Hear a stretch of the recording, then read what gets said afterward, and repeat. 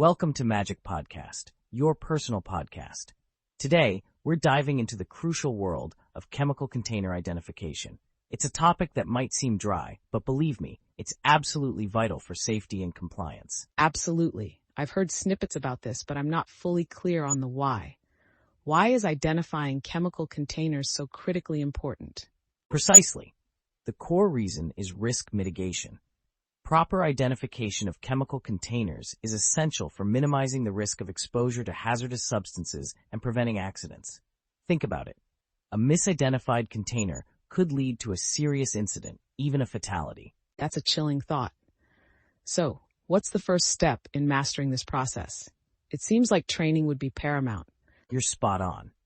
Proper training is fundamental. This includes learning to recognize labels, markings, and other identification methods.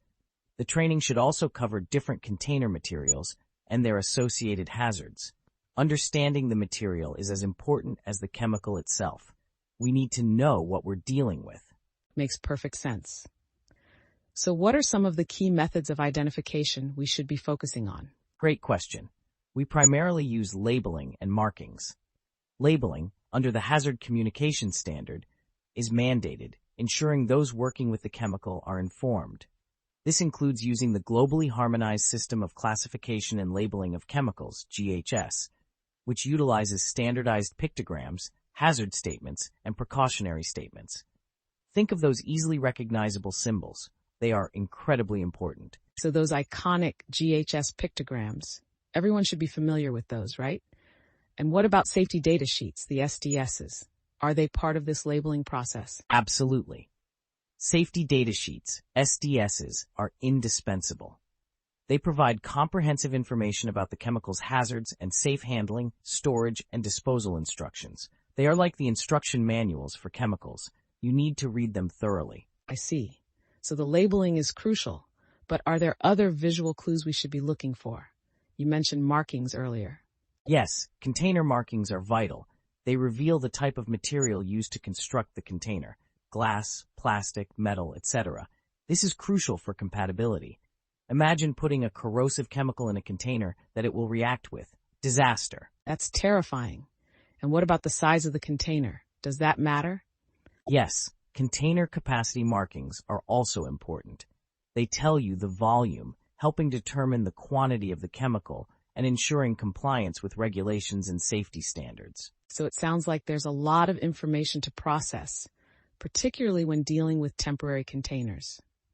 How are they marked? Excellent point. Temporary chemical containers must be clearly labeled with the chemical's name and hazard stickers, indicating the potential dangers. Regular checks are vital to ensure these labels remain legible and accurate.